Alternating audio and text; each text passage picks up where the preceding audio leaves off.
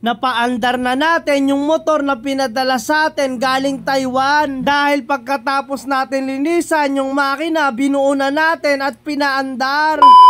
Pagkatapos ng ilang oras na paglilinis, kahit papano medyo luminis na itong makina. So may mga konting dents lang, hindi pa natin natatanggal. Kasi ang ginamit kasi natin dito is gasolina lang. Dahil yung panlinis na in-order natin, wala pa. Kaya ito muna yung ginamit natin is gasolina. Kahit pa paano is luminis naman na.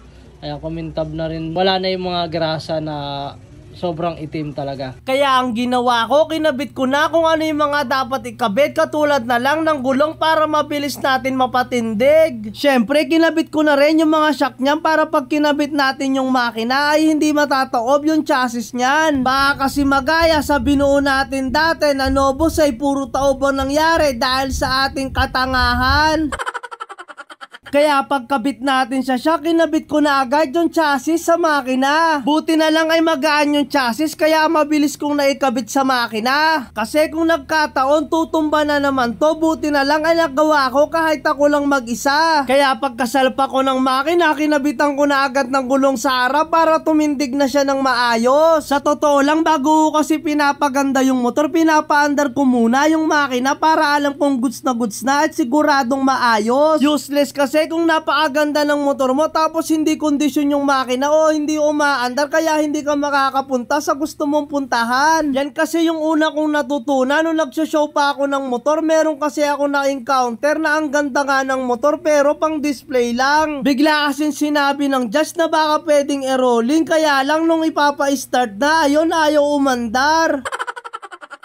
Kaya payo ko sa mga gusto mag-build or bibili ng second hand, huwag kayong titingin sa panlabas, lagi nyong titingnan yung makina nyan. Syempre ang kaakibat nyan, yung papel, lagi nyong titingnan kung original ba yung mga papers nyan. Mabalik tayo sa ginagawa natin, ayun nakakabit na yung makina at yung panggilid na lang para mapaandar. Kaya lang meron pa pala tayong nakalimutan linisan, kaya kahit anong gawin natin ay hindi pa rin naandar. So ito yung susunod natin na lilinisan. Ito yung carb. Sobrang dumi ng carb, oh. Grabe. Sobrang dungis. Kaya kailangan natin linisan to para maayos at presentable at umandar ng maayos. So ayun, malinis na yung carb. Kaya lang medyo madilim na, hapon na. Kaya bukas na natin ipagpapatuloy ito. Kaya bukas na natin ikakabit, tapos paandarin na natin. Alright. Ito yung carb na hindi natin naikabit kahapon. Kaya ikakabit na natin ngayon dito para mapaandar na natin. Tapos ikabit na natin yung mga dapat ikabit yung dito sa panggilid. Kaya kinabit ko na yung carb pati yung airbox at panggilid para matesting na natin kung aandar na ba. Kaya kinabitan ko na agad ng baterya para matesting na natin yung starter kung gumagana.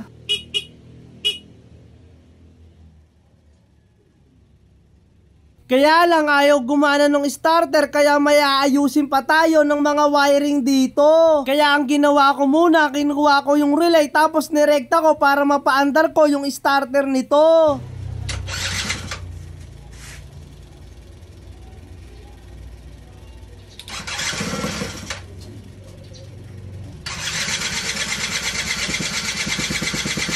Kaya pagkatapos kong ayusin yung mga wiring, sinubukan ko na kung gumagana na yung push start nito.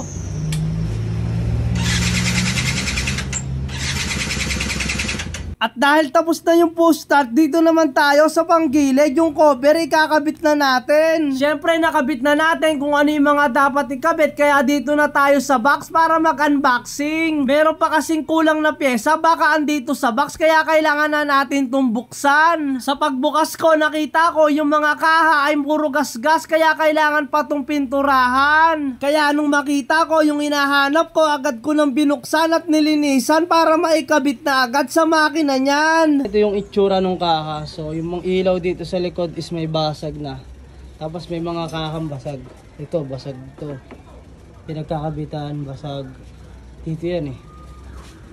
Ito yung head. Yung sa harap niya is all goods pa naman yung ilaw, kaya lang medyo faded na rin. Tapos ito ayan faded na rin.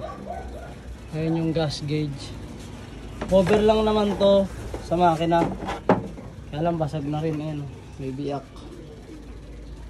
So may mga basag na rin yung ibang kaha.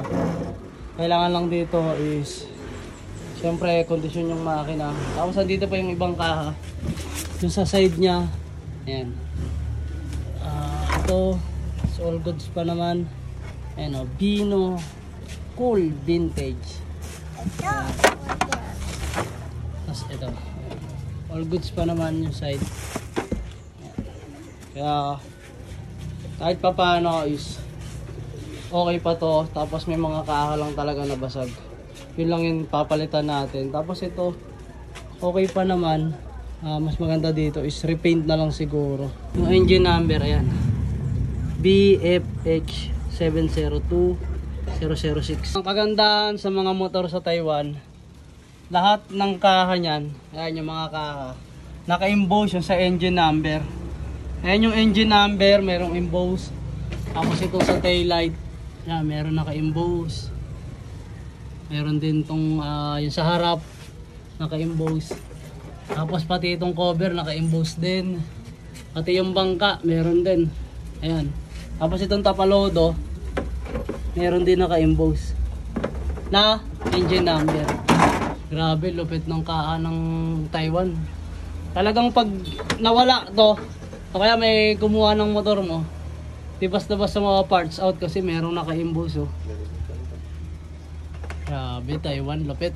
Correction ko lang sa nasabi ko, hindi pala emboss, deboss pala yung tamang salita. Nagkamali ako, tao lang, hindi ko kasi alam na magkaiba yung emboss sa deboss kaya binago na pala. Anyway, balik tayo sa ginagawa ko kaya paaandarin na natin yung motor. Nalagyan na natin ng tuti. Ito yung pinakalagayan ng tuti. Yan. Kaya lang, konti lang yung nailagay natin. Kasi konti lang yung tuti na nandyan. Tapos kapag sinusi mo siya, yan, iilaw yung sa engine oil. Ito yung para dito sa tuti, ito yung sensor nya. Yan yung wire. Kaya umiilaw siya. Pero aandar naman to. Yun nga lang, may ilaw. Kailangan lang natin lagyan ng ano para mawala yan. May floater kasi na ino. Ito sa sensor. Yan, konti lang inalagay natin na tuti. Tapos nasalinan ko na rin yan ng gasolina. Kaya try natin kung mapapaandar na natin. Alright. Kaya ano pang iniintay? Start na agad yan. Start. You know, one click.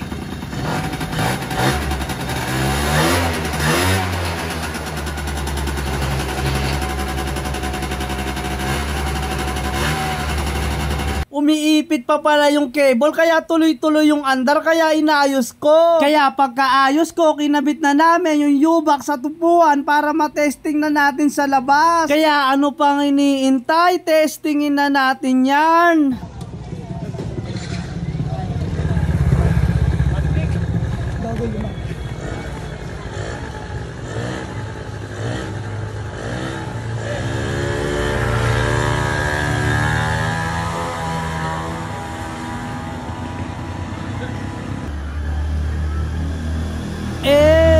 Yapo ka angas.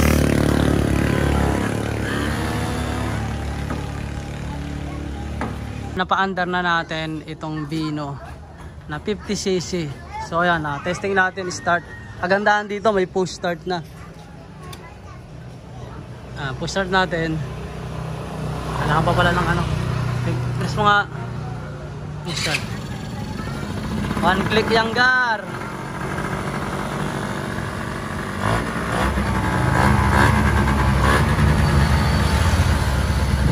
Kusina. Ilaw.